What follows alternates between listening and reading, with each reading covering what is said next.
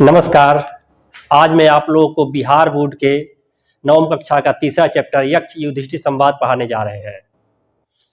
यह जो है बिहार बोर्ड के नवम कक्षा का तीसरा चैप्टर है। इसमें यक्ष और युधिष्ठिर में संवाद हो रहा है। तो कहानी कुछ यूँ है कि यह महाभारत के वन पर्व से लिया गया है। और वन पर्व में कहानी ऐसा है कि उस समय ये पांडव जो है वो 12 वर्ष का वनवास झेल रहे हैं। उसमें पांडव रहते हैं और द्रौपदी रहती है। तो होता क्या है कि द्रौपदी को प्यास लगती है, तो वह पांडव से कहती है पानी लाने के लिए। तो पांडव के सबसे बड़े पुत्र थे धर्मराज युधिष्ठिर, वो अपने छोटे भाई सहदेव को पानी लेने के लिए भेजते हैं। सहदेव कमंडल लेकर पानी लेने जाते हैं। तो जहाँ वो पानी लेने जाते हैं वहाँ एक तालाब मिलता है। तालाब में जो ही वो पानी निकाल रहे हैं तो एक उस तालाब का स्वामी रहता है यक्ष। वह कहता है कि जब तक तुम मेरे प्रश्नों का उत्तर नहीं दोगे तुमको पानी लेने नहीं दूंगा। लेकिन जो ये थी सहदेव है वो ज़बरदस्ती पानी निकालना चाहते हैं। तब तक वो यक्ष उनको मूर्छित कर देता है, मैंने सहदेव को मूर्छित कर देता है। इस प्रकार चारों पांडव बच गए। वो लोग परेशान होते हैं। तो फिर धर्मराज युधिष्ठिर जो पांडवों में सबसे बड़े हैं वह उसके बाद नकुल को भेजते हैं। नकुल के साथ भी यही दशा होती है और वो भी मूर्छित हो जाते हैं। फिर अर्जुन के साथ भी यही दशा होती है और उसके बाद भीम के साथ भी। मैंने एक एक करके चारों भाई जाते हैं। चारों ज़बरदस्ती पानी निकालना चाहते हैं और चारों को यक्ष मूर्छित कर देते हैं। तो उसके बाद अंत में चिंतित और व्याकुल होकर धर्मराज युधिष्ठिर पानी लेने के लिए जाते हैं और उसी सरोवर के पास पहुंच जाते हैं। तो देखते हैं कि मेरे चारों भाई मूर्छित पड़े हुए हैं। वह सोचते हैं कि पानी लेकर छिड़काव कर दे कि वो लोग जिंदा हो जाएं, स्वस्थ हो जाएं। तो फिर होता क्या है कि जो ही वो पानी निकालने जा रहे हैं युधिष्ठिर, तब तक ये थी प्रश्न कर रहा है। यक्ष आ जा रहा है और कह रहा है कि ठहरो, तुमको मेरे प्रश्नों का उत्तर दिए बिना तुम पानी नहीं निकाल सकते हो। तब युधिष्ठिर हाथ जोड़कर खड़े हो जाते हैं और कहते हैं कि बोलिए यक्षराज, आपके क्या प्रश्न है। तो इसी प्रकार इसमें यक्ष प्रश्न कर रहा है और युधिष्ठिर उत्तर दे रहे हैं। और इसी पर हम इस चैप्टर का 10 श्लोक तैयार है। ठीक है, तो चलिए देखते हैं। यक्ष युधिष्ठिर संवाद, माने यक्ष और युधिष्ठिर में बातें हो रही है। यक्ष बोल रहा है केन स्विद्धावृतो लोकः केन सुन्ना प्रकाशते केन त्यजति मित्राणि केन स्वर्गं न गच्छति। कहने का मतलब है कि कौन ये जो संसार है किससे ढका हुआ है, क्या चीज़ प्रकाशित नहीं होता है, माने क्या चीज़ प्रकाश नहीं देता है, कौन मित्रों का त्याग कर देता है और कौन स्वर्ग नहीं जाता है। ऐसे 4 प्रश्न पूछते हैं यक्ष और उसका युधिष्ठिर जवाब दे रहे हैं। युधिष्ठिर कह रहे हैं अज्ञानेनावृतो लोकस्तमसा न प्रकाशते लोभात् त्यजति मित्राणि संगात् स्वर्गं न गच्छति। युधिष्ठिर कह रहे हैं कि यह जो संसार है अज्ञान से ढका हुआ है और तमसा मने अंधेरा, तमस मने अंधेरा, अंधेरा प्रकाशित नहीं होता। और जो माने मित्र को त्याग देते हैं वह लोभ के कारण लोग मित्रों को त्याग देता है कि मेरा मित्र गरीब है, वह पैसा मांग सकता है, इसलिए वह माने मित्रों से दोस्ती ही मित्रता ही खत्म कर देते हैं। माने लोभ के वश में आकर लोग मित्रों को त्याग देते हैं, छोड़ देते हैं। संगात स्वर्गं न गच्छति, और मोह माया के वजह से आदमी स्वर्ग नहीं जा पाता है। ये घर में आसपास मोह माया की वजह से लोग क्या करता है, अपने घर परिवार के लिए ही आदमी सब कुछ काम करता है और धर्म कर्म नहीं कर पाता, दूसरों के दया सेवा नहीं कर पाता है, जिससे उसे पुण्य नहीं मिलता है और स्वर्ग को वह प्राप्त नहीं हो पाता है ना। माने मोह के वश में लोग स्वर्ग में नहीं जाता है। फिर एक प्रश्न तो यक्ष ने किया, उसका उत्तर युधिष्ठिर दे चुके हैं। अब उसके बाद पुनः यक्ष प्रश्न कर रहा है किं ज्ञानं प्रोच्यते राजन् कः शमश्च प्रकीर्तितः दया च का परा प्रोक्ता किंचार्जम मुदाहृतम। यक्ष कह रहा है कि हे राजन, ज्ञान किसे कहा गया है, शांति किसे कही गई है, और श्रेष्ठ दया क्या है, तथा ये सरलता क्या है। तो युधिष्ठिर उसका उत्तर दे रहे हैं कि ज्ञानं तत्त्वार्थ संबोध, शमश्चित्त प्रशांतता, दया सर्वसुखैषित्वं, मार्जवं समचित्तता। जो ज्ञान है तत्व को जानना ज्ञान है। यह तत्व का मतलब एक होता है और एक है ईश्वर, माने ईश्वर को जानना ही ज्ञान है, बाकी सब अधूरा ज्ञान है। तो उस तत्व को जानना क्या है, ज्ञान है। समश्चित्त प्रशांतता, और चित्त की शांति ही असली शांति है। अपना मन चित्त शांत है, उसी को ही असली शांति माना गया है। ऐसा युधिष्ठिर कह रहे हैं यक्ष के प्रश्नों के एवज में। दया सर्व सुखैषित्वम, सबके सुख की कामना करना ही दया है, सबके सुख की कामना करना ही दया है। आर्जवम समचित्तता, माने चित्त की शांति ही सरलता है, चित्त की स्थिरता ही सरलता है। समचित्तता माने चित्त की स्थिरता ही सरलता है। आर्जवम माने यहाँ पर सरलता है, आर्जवम माने सरलता, और समचित्तता माने चित्त की स्थिरता, चित्त की स्थिरता ही सरलता है। अब आगे प्रश्न यक्ष कर रहे हैं, कह शत्रुर्दुर्जयः पुंसां कश्च व्याधिरनन्तकः, को वा स्यात् पुरुषः साधोरसाधो पुरुषश्च कः। माने पुंसां, कह शत्रु दुर्जयः पुंसां, माने पुरुषों में सबसे बड़ा दुश्मन कौन है, माने मनुष्यों का सबसे बड़ा दुश्मन कौन है, एक प्रश्न हुआ। सबसे बड़ा रोग कौन है, पुरुषों में साधु कौन है, और साधु कौन नहीं है। तो इसका उत्तर युधिष्ठिर दे रहे हैं इस श्लोक के माध्यम से।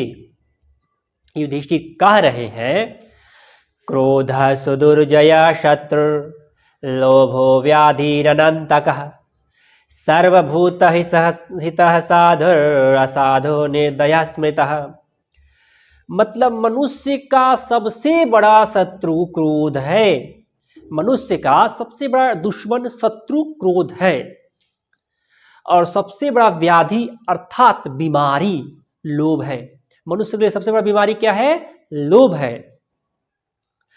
और सबके सुख की कामना करना ही साधु कहलाता है। जो सबके सुख की कामना करे वही साधु कहलाता है, और निर्दयी व्यक्ति को साधु नहीं कहा जाता है। रसाधु निर्दया स्मृता, माने निर्दयी व्यक्ति को साधु नहीं कहा जाता है। तो ये प्रश्न का उत्तर युधिष्ठिर ने दे दिया। माने यक्ष प्रश्न करते जा रहे हैं और युधिष्ठिर उसका उत्तर देते जा रहे हैं। ये सभी जो प्रश्न उत्तर है यह नीति के प्रश्न है। इससे बहुत ही ज्ञान मिलता है और जीवन जीने की कला भी हम लोग सीखते हैं। आगे देखते हैं।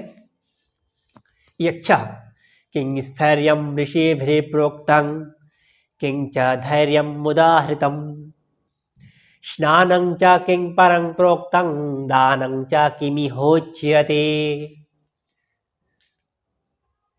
यक्ष कह रहे हैं कि स्थिरता माने किसे कहा गया है, माने ऋषियों द्वारा स्थिरता किसे कहा गया है,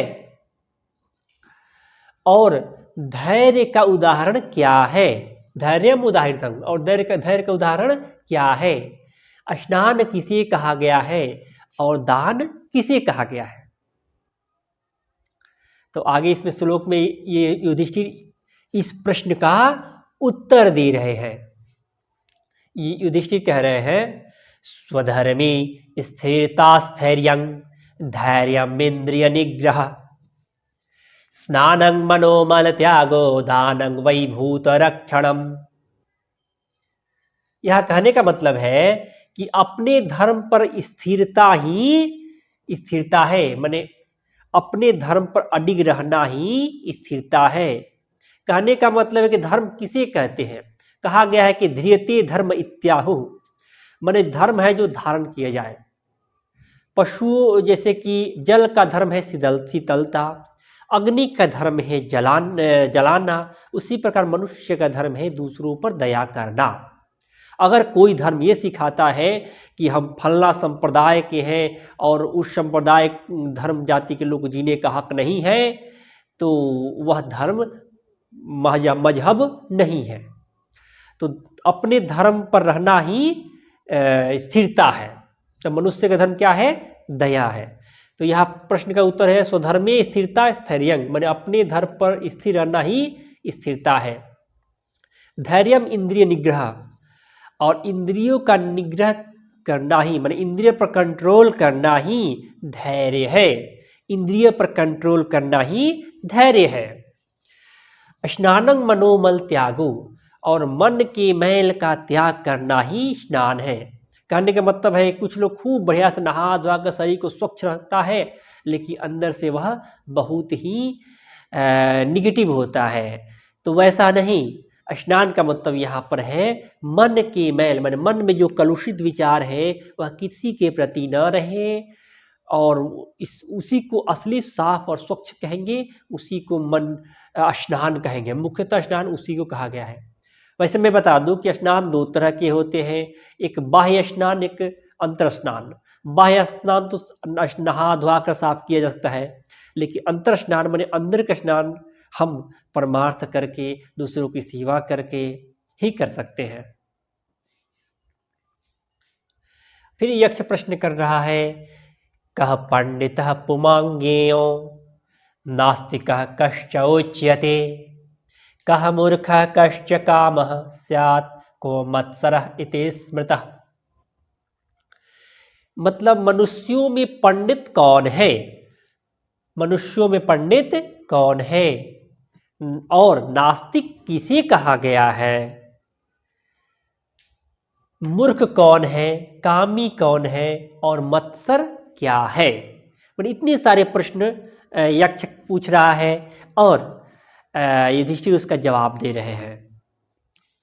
युधिष्ठिर कह रहे हैं, धर्मज्ञः धर्मज्ञः पंडितो ज्ञेयो नास्तिको मूर्ख उच्यते, कामः संसार हेतुश्च हृत्तापो मत्सरः स्मृतः। अब यह कहा गया है कि धर्म को जानने वाला ही पंडित माना जाता है। माने जो धर्मज्ञ हो, माने जो धर्म को जानने वाला हो, उसी को पंडित कहा जाएगा। और मूर्ख व्यक्ति को नास्तिक कहा जाता है। और ये जो काम है, इच्छा है, यही संसार का हेतु है। अगर किसी को काम या इच्छा न रहे तो वह संसार में वह एकदम अलस्त हो जाएगा, वो कुछ नहीं करेगा, बस ऐसे ही पड़ा रहेगा। काम, इच्छा, चाहत यही इंसान को कुछ करने के लिए मजबूर करता है। इसलिए काम ही इस संसार का कारण है, हेतु है। हेतु का मतलब कारण होता है। हृत्तापो मत्सरः स्मृतः, और हृदय का जलना ही मत्सर है। मत्सर का मतलब होता है डाह, जलन। मैंने अपने कलेजा, हृदय का जलन ही मत्सर कहा गया है। तो आप लोगों को यह यक्ष युधिष्ठिर संवाद के 10 श्लोकों को हमने पढ़ाया। इसमें क्या है, यक्ष प्रश्न कर रहे हैं और युधिष्ठिर उत्तर दे रहे हैं। यक्ष का जो प्रश्न है वह नीतिपूर्ण है और धार्मिक पूर्ण है, धार्मिक प्रश्न है, जिसका उत्तर युधिष्ठिर दे पा रहे हैं। और इसके बाद यक्ष प्रसन्न होकर युधिष्ठिर को पानी लेने देता है। युधिष्ठिर पानी लेते हैं और अपने भाइयों को छिड़क देते हैं, भाई लोग स्वस्थ हो जाता है। और फिर पानी लेकर युधिष्ठिर फिर अपने उसी वन में कहीं अपने जहाँ स्थान बनाए हैं वहाँ आकर द्रौपदी को पानी देते हैं। तो ठीक है, इसको आप लोग बढ़िया से पढ़िए, ध्यान दीजिए। और एक चीज़ और ध्यान दीजिए कि इसको, मेरे वीडियो को आगे देखने के लिए, चाहे हमेशा मेरे प्रोत्साहन के लिए आप लोग सब्सक्राइब जरूर कीजिए, शेयर कीजिए, लाइक कीजिए, इसको फैलाइए कि आपके साथ कोई और पढ़े, सबको लाभ हो, मैट्रिक में लोग अच्छा नंबर लाए। क्योंकि ये संस्कृत जो विषय है यह 100 नंबर का है और 100 नंबर ही बहुत मायने रखता है। संस्कृत में जो है मैथ की तरह अच्छा नंबर आता है, तो इसलिए इसको अच्छा से पढ़ेंगे तो अच्छा नंबर आएगा। आप पढ़ेंगे आपको नंबर अच्छा आएगा, औरों को बताएंगे, शेयर करेंगे, सब्सक्राइब करवाएंगे, तो अगला भी पढ़ेगा, जिससे बहुत ही अच्छा होगा, सबका अच्छा नंबर आएगा, सब लोग आगे बढ़ेगा।